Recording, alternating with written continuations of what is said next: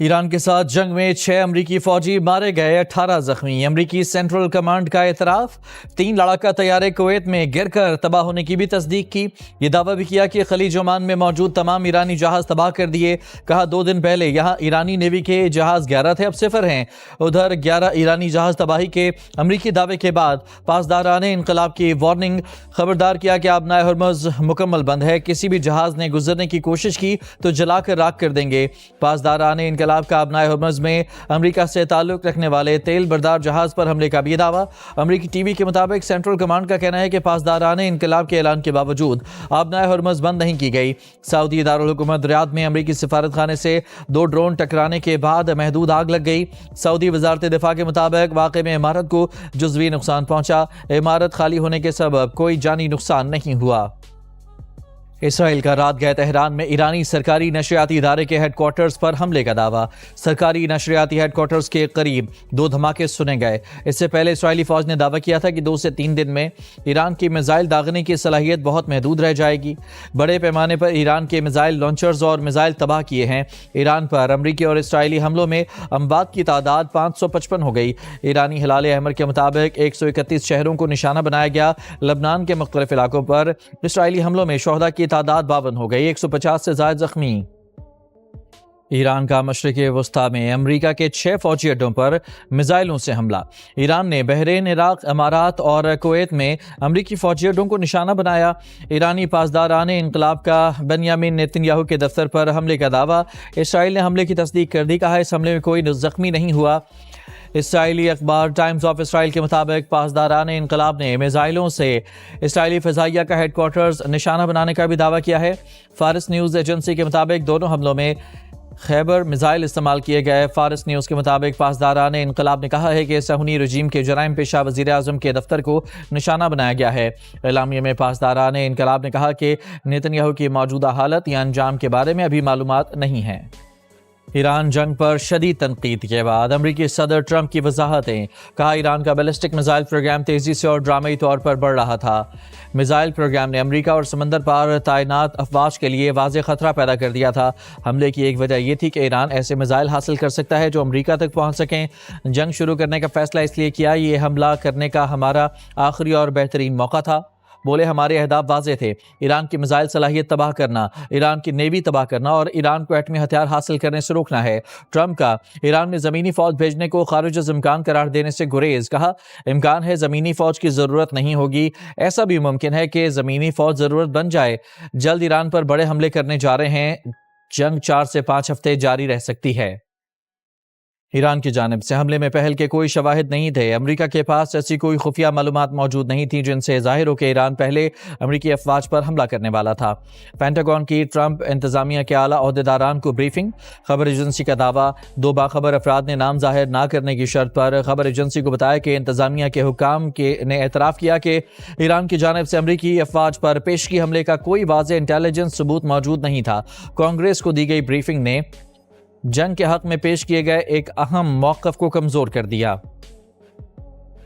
اسرائیل اور CIA کو خامنائی کی میٹنگ کے وقت اور شرکاء کی پیشگی اطلاع تھی۔ فائنینشل ٹائمز کی رپورٹ کے مطابق تہران کے ٹریفک کیمرے ہیک کر کے ویڈیوز خفیہ طور پر تل ابیب منتقل ہوتی رہیں۔ مخصوص کیمرے سے کمپاؤنڈ کے اندرونی معاملات اور پارکنگ پوائنٹس کی نشاندہی ہوئی۔ الگورتھمز کے ذریعے سیکیورٹی اہلکاروں کا پیٹرن آف لائف، پتے اور راستے معلوم کیے گئے۔ موبائل ٹاورز جزوی طور پر غیر فعال اور حفاظتی عملہ ممکنہ وارننگ سے محروم رہا۔ یونٹ 8200 موساد اور فوجی انٹیلیجنس کا مشترکہ ڈیٹا آپریشن اور اربوں معلومات کا تجزیہ کیا۔ ایرانی وزیر خارجہ عباس عراقچی نے کہا ہے کہ خامنائی کی شہادت مذہبی جرم ہے جس کے سنگین نتائج ہوں گے۔ ایران کی علاقائی ممالک کے ساتھ کوئی جنگ نہیں۔ ایران پر حملے سے متعلق علاقائی ممالک کو امریکہ پر دباؤ ڈالنا چاہیے۔ امریکہ نے مذاکرات کے بیچ ایران پر حملہ کر کے سفارتکاری کو دھوکہ دیا۔ ایرانی وزیر خارجہ نے امریکی حملے میں جاں بحق 160 طالبات کی قبروں کی تصویر شیئر کر دی۔ کہا یہ وہ ریسکیو ہے جس کا ٹرمپ نے ایرانی عوام سے وعدہ کیا تھا۔ سیکرٹری جنرل ایرانی نیشنل سیکیورٹی کونسل علی لاریجانی نے کہا کہ ایران نے لمبی جنگ کی تیاری کر رکھی ہے، اپنی 6000 سالہ تہذیب کا دفاع کریں گے، قیمت کچھ بھی ہو۔ دشمن کو اندازے لگانے کی غلطی پر پچھتانا ہوگا۔ 300 سال کی طرح اس بار بھی جنگ میں ہم نے پہل نہیں کی۔ امریکی وزیر خارجہ مارکو روبیو نے کہا ہے کہ ایران پر سخت ترین حملے ہونا ابھی باقی ہیں. امید ہے کہ ایرانی عوام حکومت کا تختہ الٹ سکتے ہیں. ایران میں زمینی افواج داخل کرنے کی تیاری نہیں کی گئی. امریکی مشن کا مقصد ایران کی بیلسٹک میزائل کی صلاحیت کو تباہ کرنا تھا. اس بات کو یقینی بنانا تھا کہ ایران کے پاس جوہری ہتھیار نہ ہوں. یہ بھی کہا کہ امریکہ آج تیل کی قیمتوں میں اضافے سے متعلق اقدامات کرے گا. ایران کے خلاف امریکہ اور اسرائیل کا اقدام غلط فہمی کا شکار تخمینے پر مبنی ہے. آیت اللہ علی رضا عراقی کا ایران کی عبوری لیڈرشپ کونسل کا رکن بننے کے بعد پہلا بیان کہا امریکہ اور اسرائیل نے ایران کے خلاف غلط، نامناسب اور غیر منصفانہ اقدام کیا. قیادت کونسل مستعدی کے ساتھ فرائض انجام دے گی. وزارت دفاع نے کہا ہے کہ 6 کروز میزائل اور 148 ڈرونز مار گرائے گئے. ایرانی حملوں میں مجموعی طور پر 174 بیلسٹک میزائل داغے گئے. 161 میزائل تباہ اور 13 سمندر میں گرے. 649 ڈرونز میں سے 645 تباہ اور 44 گر گئے. ایرانی حملوں میں 3 افراد جاں بحق، 68 معمولی زخمی ہوئے. ریاست میں سنے جانے والی آوازیں دفاعی کارروائی کا نتیجہ ہیں. متحدہ عرب امارات اور قطر اتحادیوں سے مطالبہ کر رہے ہیں کہ وہ صدر ڈونلڈ ٹرمپ کو ایران کے معاملے پر کشیدگی کم کرنے کا راستہ اختیار کرنے میں مدد دیں. امریکی خبر رساں ادارے بلومبرگ کا دعویٰ. رپورٹ میں لکھا کہ یو اے ای اور قطر ایک وسیع اتحاد بنانے کی کوشش میں ہیں تاکہ تنازع کا فوری اور سفارتی حل نکالا جا سکے اور خطے میں کشیدگی کے پھیلاؤ اور توانائی کی قیمتوں میں طویل مدتی اضافے کو روکا جا سکے. اس کی سلامتی کونسل کے نائب سربراہ اور ملک کے سابق صدر دمتری میدویدیف نے کہا ہے کہ اگر ٹرمپ نے ایران پر حکومت بدلنے کی کوشش کا پاگل پن راستہ ترک نہ کیا تو یقینی طور پر تیسری عالمی جنگ شروع ہو جائے گی اور کوئی بھی بات اس کا نقطہ آغاز بن سکتی ہے. ایران امریکہ اور اسرائیل کے حملے جھیل لے گا. دعویٰ کیا کہ ایران اب دگنی توانائی سے کوشش کرے گا کہ وہ نیوکلیئر ہتھیار حاصل کرے. طالبان رجیم کو اپنی سرزمین سے دہشت گرد گروپوں کو ختم کرنا ہوگا. ہم کسی کو اپنا امن خراب کرنے کی اجازت نہیں دیں گے. صدر مملکت آصف زرداری کا پارلیمنٹ کے مشترکہ اجلاس سے خطاب. کہا افغانستان دہشت گرد گروہوں کو پناہ مہیا کر رہا ہے.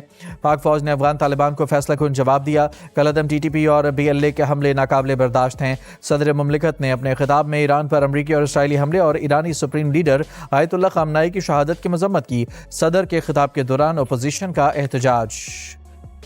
امریکی سفارت خانے کا آج سے اسلام آباد میں معمول کی قونصلر سروس بحال کرنے کا اعلان. پشاور آفس کا آپریشن بھی معطل رہے گا جبکہ کراچی اور لاہور میں ٹریفک رکاوٹوں کے باعث آج ویزا اور قونصلر اپوائنٹمنٹس منسوخ کی گئی ہیں. امریکی حکام نے اپنے اہلکاروں کی ملک بھر میں نقل و حرکت محدود کرنے کا فیصلہ کیا. پاکستان میں موجود امریکی شہریوں کو مقامی خبریں مانیٹر کرنے اور احتیاط برتنے کی ہدایت. اور پاکستان سے مشرق وسطیٰ کی آج بھی 155 پروازیں منسوخ کر دی گئیں. 4 دن میں مشرق وسطیٰ کے لیے پاکستان کی منسوخ پروازوں کی تعداد 600 سے زیادہ ہو گئی. آج بھی 8 ملکوں کی فضائی حدود اور فلائٹ آپریشنز بند ہیں.